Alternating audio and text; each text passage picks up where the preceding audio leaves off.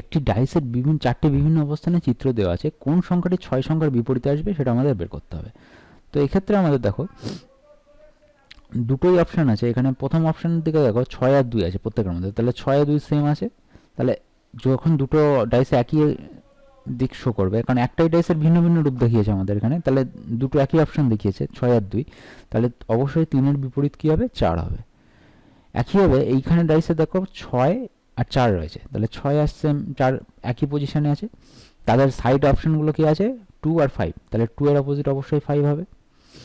আবার এখানে দেখো 4 হচ্ছে সেম পজিশনে আছে, 4 এর সাইড মানে 4 এর পজিশনটা দেখিয়েছে, এখানে 4 এর পজিশনের 4কে সেন্ট্রাল করেছে, আর পাশে সাইডগুলো যেগুলো আছে সেগুলো দেখিয়েছে।